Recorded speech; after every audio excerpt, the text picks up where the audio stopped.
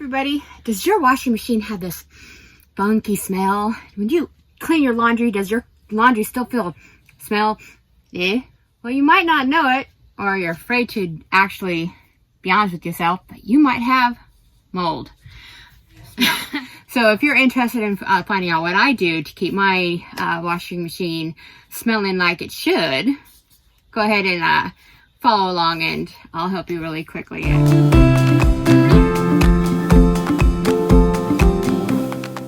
So as most of you have known, if you followed me along for a little bit, you know that the first year that we started RVing, we didn't have a washing machine in our RV. Charlotte, she was our toy hauler. She was 38 feet, Grand Design Momentum.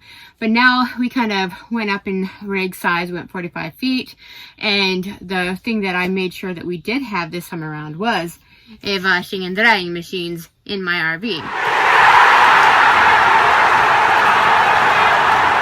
So going along with some of the information that I've seen in a lot of the forums out there is the fact that some of the people are discovering that they're having musty smelling clothes even though they've washed their clothes, and also noticing that even though they're doing some maintenance, they're still having a lot of gross mold growing in their washing machine. They don't understand why it's occurring as frequently as it is. And so I thought I would give you guys my run through how I keep my, since it is laundry day. Today's laundry day. I have my laundry all displayed out and I'm actually getting ready to run alone, but I thought since I'm doing my laundry today, I'll just get this washed for you. But kind of give you guys a walkthrough of what I do and some of the reasons why you may be experiencing it more frequently in some areas and such. I've been doing this for this style of cleaning in my RV, in my washing machines for over a decade now. So I've kept this trick going, and once you start it and you get into this rhythm, it helps you maintain this stuff and you don't have this problem creeping up on you. So one of the main key factors is climate. It doesn't matter where you're located in the United States, even up there in Canada, some of you guys down in Mexico. It doesn't matter. The climate is going to get you. Not only that, but it's also the location of where your washer and dryer may be located in your RV. Charlotte, the connection for my washer and dryer was in the garage. Big open environment, wasn't put in any cabin or anything. It was out in the open. So it had a lot of good airflow, but we didn't have a washer and dryer in there. A lot of the new ones are tucked away, hidden to be out of view, so nobody knows there's a washer and dryer in there. Surprise, you got a washer and dryer behind a cabinet or in a drawer or in a closet. So there's not a lot of free airflow where these things are concerned. So they're tucked away, out of view, out of sight, out of mind. Looks nice, looks great, but it can be a breeding problem for bacteria to grow. Another thing is the climate that you are currently at. Humidity can cause havoc and create a lot of problems. Number 2 is the detergent and the type of detergent that you could use.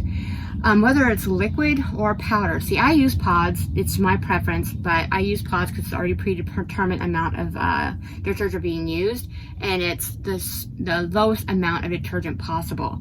Now, I would tell you less is more, especially in RV washing machines, because the more washing detergent that you use, the harder it is for your machine to get that detergent out during the rinse cycle. What?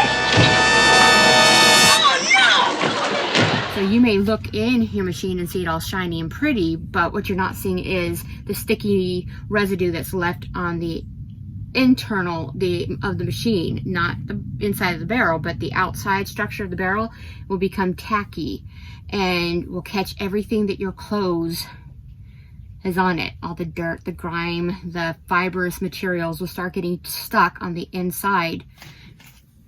Not here, but on the other side of the machine that you're not seeing.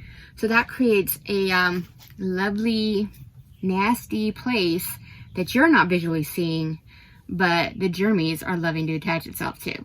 Ew, ew, and ew. So I would tell you, if you are using liquid, pre-pouring powder, less is more.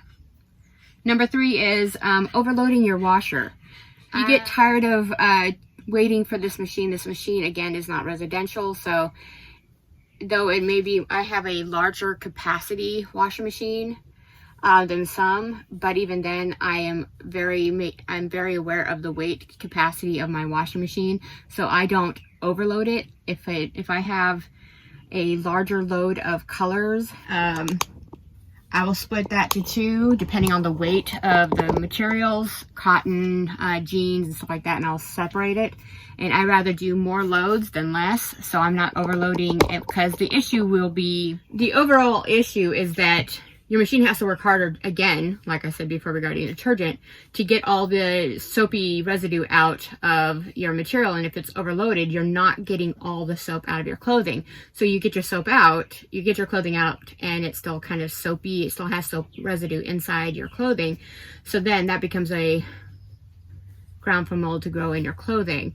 Also, it's still not getting fully rinsed out of your machine, so it's putting a lot more wear and tear on your machine, but it's also leaving more soap residue inside your machine. So don't overload your washer, just for the benefit of making sure that when it's going through the rinse cycle, it is actually doing its job rinsing the soap out of your clothing and making it more possible for your machine to clean and rinse out the machine as well.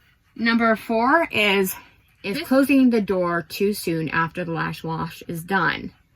It is actually recommended that you leave your washing door open for at least several hours after the last wash is done, allowing the bucket to completely dry out so mold doesn't grow.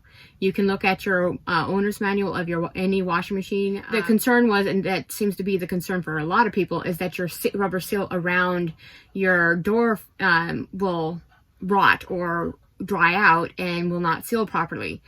These machines had gone months on end without having water inside the bucket. It's not going to dry out. As long as you're maintaining the bucket and your seals, you're going to still have that complete ability to shut the door and seal it. And also maintaining the seals around it, you're not going to destroy your door. And it is recommended, if you look at most manuals, the manufacturers will tell you it's recommended that you leave your door open so that the environment inside your washer is dry before you shut the door, so bacteria such as mold doesn't grow on the outside of the drum that you can't see. But another thing is, number 5 is the cleaning schedule. I've seen a lot of people say monthly is a great idea for doing the maintenance on your washing machine.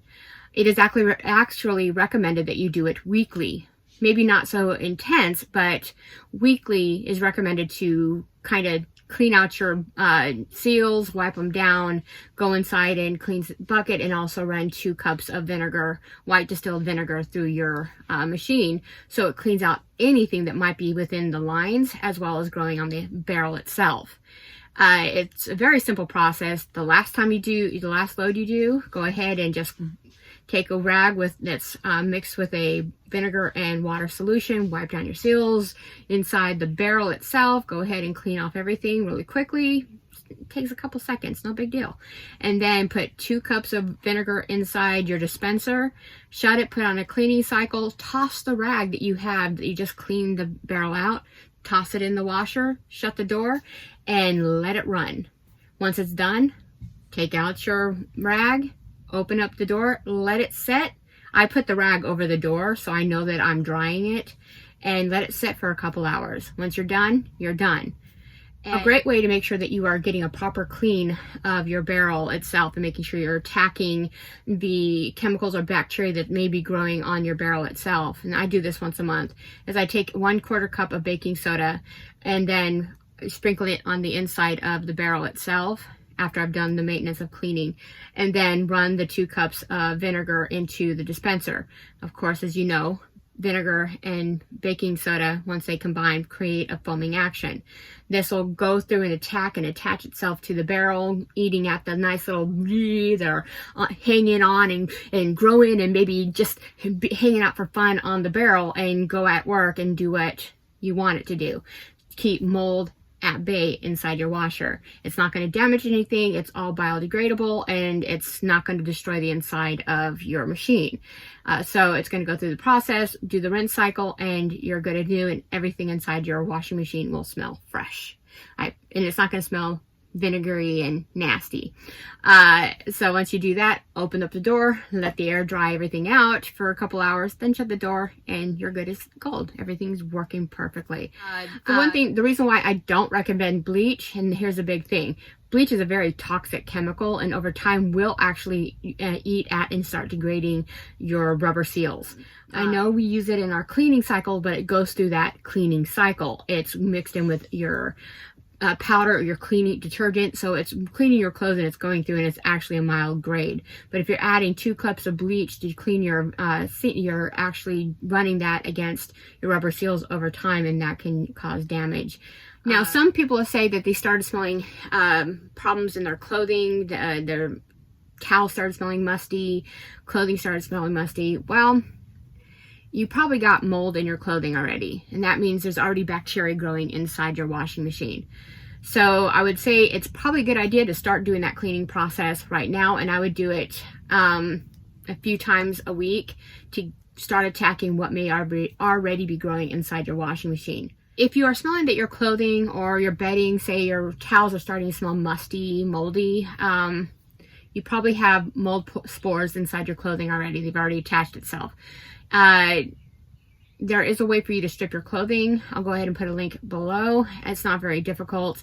For like heavier loads, I would say the best way for you to do is strip it, take a large bucket or a storage container, go outside and do it that way, and then, hang it up to dry. It's, especially if you have a large amount of clothing that happens to have that smell, or if you've noticed that if you have children and they're itching, you may start developing contact dermatitis. That is simply because your skin is getting irritated to the mold spores in your clothing that are starting to show, their presence. That's the worst case scenario, okay? That's the worst case scenario. Don't go jumping at things, just to let you know. But if you're starting to notice that your clothes are smelling musty and you're starting to feel itchies, it might be a reaction to that situation. So I would say, try it. It's not going to kill you, but it will save you a lot of money over time. Your clothes will come out smelling great, and your machine will continue to keep working flawlessly. So I hope you like this suggestion. If you do, go ahead and hit like, subscribe, hit that notification bell, and keep following us and living life's journey. And we have a blog that's just basically me rambling about life as it comes at rimkusramblings.com. So you guys take care of each other, love one another, and I'll see you guys here next week. Bye, y'all.